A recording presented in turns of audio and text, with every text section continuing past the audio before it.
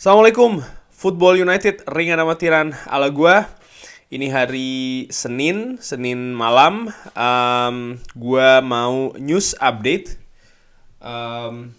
Tapi ini jujur ya, masih banyak rumor atau berita gosip dan lain-lain. Dan seperti biasa, gua serahkan lagi kepada teman-teman di rumah. Mau percaya mau tidak, gua hanya menyampaikan.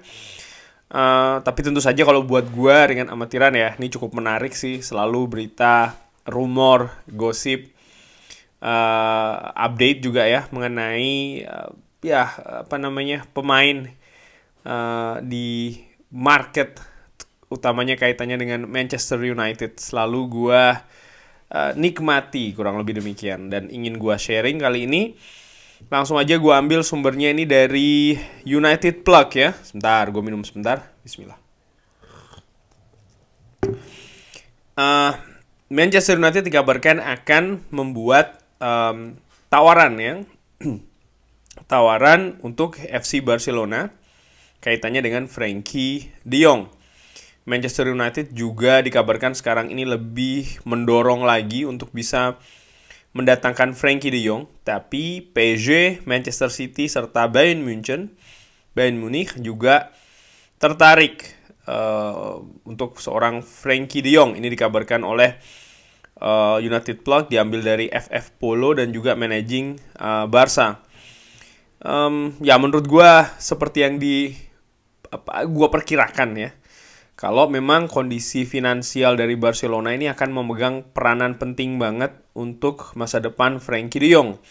Sepertinya ringan amatiran kok peluangnya cukup besar Frenkie de Jong ini untuk bisa meninggalkan Barcelona musim ini. Kemana? Nah, seperti yang pernah gue ulas juga, ini kan seperti kayak pembukaan dari Barcelona. Kalau ya siapa yang mau mengambil Frenkie de Jong, kondisi klub utamanya finansial memang tidak bagus, tapi tentu saja ada harga yang harus ditebus. Siapa yang bisa atau klub mana yang bisa menebus harga yang tertinggi, yang terbaik, tentu saja punya peluang lebih besar untuk bisa mengambil Frenkie de Jong. Dari sisi sang pemain sendiri, sudah jelas dikatakan ada dua hal. Nomor satu, tadinya dia mengatakan dia ini sebenarnya masih lebih suka untuk stay di Barcelona. Xavi juga sang pelatih juga mengatakan kan demikian, ingin supaya Frenkie de Jong supaya stay. Cuman sekali lagi kondisi keuangan dari Barcelona ini yang memegang peranan penting. Faktor nomor 2 dari Frenkie de Jong adalah Champions League, di mana dia ini ingin bisa tampil atau tetap bermain di Champions League. Kaitannya dengan Manchester United, tentu saja Manchester United musim depan tidak bermain di Champions League. Tapi ada satu faktor yang tidak dimiliki oleh klub lain. Sekalipun klub lain mungkin punya faktor Champions League, tapi Manchester United punya faktor seorang Erik ten Hag pastinya ya. Dan ini menurut gue ya kita nikmati saja ya. Gue nikmati saja. Tapi menurut gue sih peluang Frenkie de Jong nih ringan amatiran ala gue ya. Kalau gue perkirakan untuk meninggalkan Barcelona musim ini sih cukup besar ya. Manchester United, direktur dari Manchester United sekarang ini melihat kalau Frenkie de Jong ini sepertinya mulai terbuka untuk bisa bergabung dengan klub. Dikabarkan dia ini mendengarkan dan Erik ten Hag memiliki harapan yang sangat besar untuk bisa meyakinkan Frenkie de Jong. Ini dikabarkan dari @sport dan juga MUFC MPB. Seperti gua katakan barusan ya, Erik ten Hag merupakan salah satu faktor yang tidak dimiliki oleh klub lain. Tapi di sisi lain, Manchester United tidak punya faktor Champions League untuk musim depan. Jadi ini complicated kalau menurut gue untuk Frenkie de Jong ya. Dari James Alan Robson dikutip oleh United Zone, Man United Zone, Manchester United dikabarkan tidak punya keinginan ya untuk mengikuti saran dari Ralf Rangnick yang dikatakan mereka ini atau klub butuh 10 pemain baru. Erik ten Hag dikabarkan mungkin ya hanya bisa mendatangkan 5 musim panas ini. Ya menurut gue masuk akal sih kalau seandainya kita terlalu seperti tidak mungkin ya dalam satu jeda transfer kita terlalu banyak mengeluarkan pemain dan juga mendatangkan pemain. Sekarang saja ini sudah berapa yang kontraknya selesai dengan yang akan dikabarkan meninggalkan klub ya, Dean Henderson, Aaron Wan-Bissaka, pemain-pemain seperti itu kurang lebih ada 10 lah. 10 itu menurut gue dalam satu jeda itu sudah cukup banyak, apalagi 10 pemain yang menghuni tim utama semuanya, yang punya frekuensi bermain cukup lumayan, katakanlah demikian ya. Kemampuan pun juga cukup lumayan. Jadi menurut gue angka ini sebenarnya udah cukup tinggi, dan untuk merombak habis-habisan skuad dalam satu jeda ini menurut gue ya tidak lazim, bahkan sulit dilakukan ya. Mungkin ya dalam 2 atau 3 jeda bisa dilakukan, tapi di samping dari sisi bisnis juga tampaknya kali ini Manchester United lebih hati-hati di market kaitannya dalam hal melepas pemain dan nantinya juga untuk mendatangkan pemain. Ini berbeda dengan apa yang terjadi katakanlah 8-9 tahun belakangan ini ya. Kita lihat saja. Jurriën Timber dikabarkan agak ragu nih untuk meninggalkan Ajax untuk bergabung dengan Manchester United ya. Dikabarkan harga yang ditawarkan ini sekitar 30 juta pounds karena Piala Dunia semakin dekat ya. Ini kaitannya dengan peluang bermain dari Jurriën Timber di Manchester United. Donny van de Beek ini merupakan pelajaran ya. Louis van Gaal orang yang tegas ya. Kalau pemain ingin bisa masuk ke skuad Piala Dunia Timnas Belanda, nomor 1 syaratnya adalah harus sering bermain, dan ini yang disampaikan pada saat itu ketika Louis van Gaal mencoret seorang Donny van de Beek. Dikatakan ya kalau mau main lagi ya dipanggil ke timnas, maksudnya harus sering bermain. Jurriën Timber bagaimana ya? Ini tentu saja wajar sih dalam tanda kutip kalau dia punya keraguan, karena pindah tim tentu saja tantangan yang baru ya kan, negara yang baru, kompetisi yang baru, klub juga yang baru, sekalipun ada Erik ten Hag, tapi menurut gue tuh tidak bisa jadi jaminan 100% kalau Jurriën Timber akan punya menit bermain yang sebanyak yang dia punyai saat ini di Ajax ya.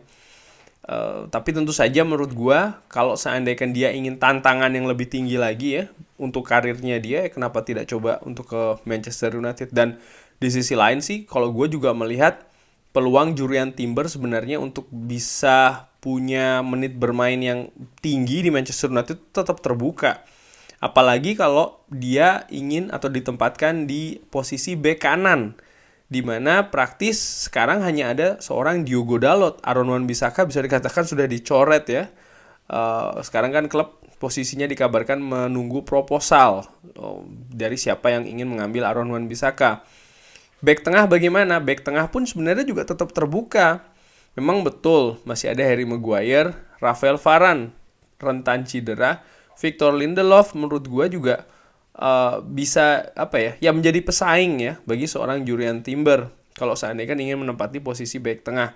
Dan menurut gue peluangnya tetap besar, sekalipun ya katakanlah ada Harry Maguire, Lindelof dan juga Rafael Varane, mengingat Jurriën Timber ini sedang sedang merekah perkembangannya ini, baik itu di Ajax maupun juga di tim nasional Belanda. Jadi menurut gue ya sekali lagi kalau dia ingin tantangan yang lebih di karirnya ya kenapa tidak ke Manchester United. Ini menurut gue ya ringan amatiran. Ini dikabarkan kalau dikabarkan kalau Erik ten Hag ini sangat mengagumi seorang Eriksen. Dan ini terjadi ketika Eriksen ini latihan dengan Ajax sebelum dia bergabung di Brentford. Ya memang betul, jadi Christian Eriksen itu sempat diliput di TV Belanda, gue ingat betul. Bahkan Christian Eriksen ini berbicara dengan bahasa Belanda. Gue waktu itu benar-benar kaget, ternyata bahasa Belandanya bagus juga ya. Jadi sebelum dia ke Brentford, dia sempat berlatih selama beberapa waktu di Ajax ya. Dan menurut gue ya dikabarkan ini Erik ten Hag sebenarnya sudah ya memang Christian Eriksen pemain bagus menurut gue ya. Dan ini terlihat betul di Brentford. Dia bisa mengangkat tim ya, bukan saja dia bisa menampilkan permainan yang secara individu itu bagus, tapi ketika dia bermain bersama dengan pemain lain di Brentford, dia bisa ngeblend dengan bagus, bahkan mengangkat tim. Memang luar biasa ya. Dan dikabarkan Manchester United juga telah bergabung ya atau turut serta dalam perburuan untuk mendatangkan Christian Eriksen. Nah, menurut gua sih seperti yang gua bahas di video gua sebelumnya tentang pemain gratisan, Christian Eriksen salah satu yang gua sebutkan. Manchester United dikabarkan ini mengincar Darwin Núñez dan juga Sebastian Haller ya. Tapi pemain tengah ini tetap menjadi prioritas. Frenkie de Jong dan N'Golo Kante ini merupakan target ya. Dan Erik ten Hag juga dikabarkan punya ide untuk mendatangkan Edson Alvarez. Tapi Edson Alvarez ini bukan penghuni di papan atas daftar buruan pemain tengah utamanya untuk Manchester United ya. Ya ada Sebastian Haller, Edson Alvarez, pemain Ajax. Menurut gua ada yang mengatakan kan kalau wah banyak banget pemain dari Ajax yang akan didatangkan oleh Erik ten Hag ke Manchester United. Dalam tanda kutip menurut gua wajar ya. Dia tahu betul pemain-pemain yang dikembangkan sendiri di Ajax dan dia tentu saja punya penilaian apakah pemain-pemain mana-mana saja yang sudah waktunya untuk bisa naik level, artinya dibawa ke Manchester United. Sebastian Haller, gua sih kalau menurut gua kurang yakin ya karena dia sempat bermain di West Ham, tidak berkembang, tidak seperti ketika dia bermain di Jerman ataupun di Ajax. Dari situ gue berpikir mungkin dia tidak cocok ya dengan gaya permainan Premier League. N'Golo Kante ya, bagaimana N'Golo Kante? Gue kembalikan lagi ke teman-teman.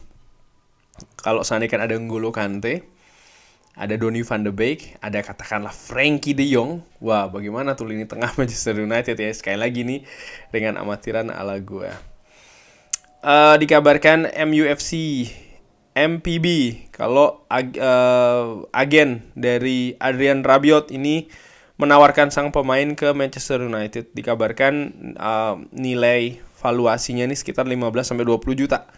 Adrien Rabiot ya, pemain tengah dari Prancis ini ya memang bukan pemain premium katakanlah demikian, tapi gue nggak tahu ya apakah dia cocok atau tidak di Manchester United. Kalau gue sih Sani kan pilihannya dua ya, Kante atau Rabiot ya. Gue lebih milih Kante sih dengan amatiran ala gue. Kalau gue sekali lagi ya. Manchester United dikabarkan sudah mengajukan penawaran 75 juta untuk Darwin Núñez, termasuk 20 juta bonus plus seorang pemain. Wow. Dan dikabarkan pemain yang disebutkan ini adalah Andreas Pereira. Wih, ini ya. Jadi mahal bener ini, totalnya berapa itu? Kalau di total sih lebih dari 100 ya, 75 tambah 20. Berarti 95 tambah satu pemain. Wow. Bener-bener mahal bener ya, tapi nah ini salah satu strategi yang bagus dari Manchester United ya, terutama untuk mengincar pemain-pemain mahal, pemain-pemain premium, katakanlah seperti Darwin Núñez. Tidak ingin serta-merta hanya dengan uang saja, tapi ada pemain yang ditambahkan di klausul, artinya bukan tukar tambah ya, uang tambah pemain, jadi ya supaya cashnya tuh tidak begitu tinggi, sekaligus juga bisa untuk mengeluarkan pemain-pemain yang mungkin dianggap tidak sesuai dengan skemanya Erik ten Hag. Dari United District, sebentar gue minum dulu ya, bismillah. Dari United District, Luis Enrique dikabarkan memiliki komentar tentang David De Gea, absennya dari tim nasional Spanyol. Dia mengatakan saya punya 3 kiper. Dan saya pikir saya tepat ya memiliki mereka semua. Karena seorang kiper ini harus bisa memulai permainan dari belakang, kurang lebih demikian ya. Dan dia harus sangat dominan di areal permainan. Saya butuh seorang goalkeeper yang bisa yang bisa tenang ya dan juga calm. Artinya memberikan ketenangan dan juga calm ke diri saya, dan juga tentu saja itu tidak berarti mereka tidak memiliki kesalahan, karena kesalahan itu bagian dari sepak bola. Tapi ya saya ingin supaya mereka kurang lebih demikian ya. Apakah ini berarti David De Gea tidak bisa melakukan set play atau kayak gimana? Bisa jadi iya, karena memang beberapa berita yang gue baca, ini salah satu sisi yang harus diperbaiki dari David De Gea. Tapi apakah ini berarti maka David De Gea akan tersingkir dari skuadnya Erik ten Hag? Menurut gue tidak demikian, karena jangan lupa peran dari seorang David De Gea di tim Manchester United di dressing room dan juga kontribusi paling tidak berupa penyelamatan ya. Ini merupakan yang sangat luar biasa musim lalu dan bahkan musim-musim sebelumnya juga. Jadi banyak faktor yang harus dipertimbangkan oleh Erik ten Hag karena sangat beresiko banget kalau seandainya Erik ten Hag ingin menyingkirkan dalam tanda kutip ya seorang David De Gea dari bawah Mister Manchester United. Sekali lagi kontribusinya dia dari penyelamatan ya yang berujung poin bahkan kemenangan, mengamankan kemenangan dari Manchester United itu sangat besar, sangat banyak. Dan pengaruh dia di dressing room itu juga tinggi. Dia baru saja mendapatkan gelar pemain terbaik versi para pemain Manchester United juga kan. Jadi menurut gue, kalau memang ada kekurangan katakanlah, dan memang mungkin katakanlah Erik ten Hag punya pemikiran yang sama dengan Luis Enrique, maka menurut gue yang harus dilakukan adalah ya diperbaiki David De Gea. Dan menurut gue kualitas David De Gea bisa sih untuk bisa ditingkatkan lagi. Dan gua secara spesifik kiper di Manchester United gua mengikuti betul dari tahun berapa ya, semenjak Peter Schmeichel selesai di Manchester United, kita betul-betul mengalami kesulitan untuk mencari kiper. Periodenya cukup panjang sebelum kita ada seorang Edwin van der Sar. Bahkan setelahnya pun juga ketika Sir Alex Ferguson mengambil sosok muda dari Atletico Madrid, ini juga tidak langsung jadi ya. David De Gea ini juga ada adaptasi treatment dari Sir Alex ya kan, bagaimana Sir Alex mendatangkan pemain-pemain untuk menyaingi dalam tanda kutip David De Gea supaya bisa memacu perkembangan dia lebih cepat lagi sampai akhirnya dia jadi sosok yang sangat penting, pilar yang sangat penting di Manchester United dalam jangka waktu yang cukup panjang. Jadi menurut gua tidak serta-merta kalau seandainya jawabannya adalah dengan menyingkirkan David De Gea, ini menurut gue bisa jadi blunder justru. Ini sekali lagi ringan amatiran ala gue. Dari Andy Mitten mengatakan kalau Manchester United ini mengagumi atau menyukai Jurriën Timber dan juga Darwin Núñez, tapi pembicaraan saat ini lebih banyak dengan agen ya, belum dengan klub, artinya belum dengan Benfica maupun dengan Ajax. Kabar terakhir ini dari Fabrizio Romano mengatakan kalau Newcastle ini sedang berada dalam diskusi untuk Dean Henderson dengan Dean Henderson agennya, tapi belum ada kesepakatan. Tapi sang pemain ingin pergi, ingin cabut karena ingin bisa bermain lebih regular, dan ini merupakan salah satu peluang bagi mereka, artinya bagi Newcastle kalau ingin mengambil Dean Henderson. Menurut gua peluang Dean Henderson musim depan tidak bermain di Manchester United itu cukup besar ya. Apakah dia akan cabut dengan status pinjaman atau status jual permanen? Nah ini yang harus dinantikan. Gue sih berharap keduanya sama saja sih, karena mungkin ada beberapa yang berpikir ya nanti dia bisa dijadikan pelapis dari seorang David De Gea atau seperti apa ya. Tapi di sisi lain kita juga butuh cash, uang tambahan ya, untuk bisa lebih banyak mendatangkan pemain ya, atau amunisi lagi untuk mendatangkan pemain yang diincar, karena memang tidak mudah dengan situasi saat ini di Manchester United, di mana banyak pemain yang keluar, artinya diharapkan juga paling tidak dari sisi jumlah bisa mengimbangi ya, walaupun menurut gue akan sulit untuk mengimbangi. Lalu faktor yang tidak kalah pentingnya adalah Manchester United tidak bermain di Champions League musim depan, artinya untuk mendatangkan pemain harus ada insentif tambahan, katakanlah demikian, supaya mereka mau datang ke Manchester United. Jadi dua hal menurut gue untuk seorang Dean Henderson, balik lagi apakah dia lepas secara permanen maupun pinjaman sih menurut gue sama saja ya, dua-duanya ada poin plus dan juga poin minusnya. Kurang lebih demikian news update kali ini tentang beberapa pemain ya yang diincar oleh Manchester United. Sampai sejauh ini belum ada deal, dan kalau menurut gue sekali lagi seperti gue bahas, ini masih tanggal berapa ya, masih awal Juni. Deadline-nya menurut gue sih ya sebelum preseason mulai itu adalah tanggal 27 Juni, masih cukup panjang. Para pemain yang sebagian besar diincar juga masih sibuk dengan tim nasionalnya masing-masing juga kan. Sekarang tinggal bagaimana tim manajemen Manchester United ini bisa bekerja dengan bukan dengan cepat sih nomor satu, dengan tepat menurut gua itu yang lebih penting. Kurang lebih demikian, terima kasih sudah menyaksikan. Jangan lupa like, sholat, dan juga subscribe. Wassalamualaikum warahmatullahi wabarakatuh.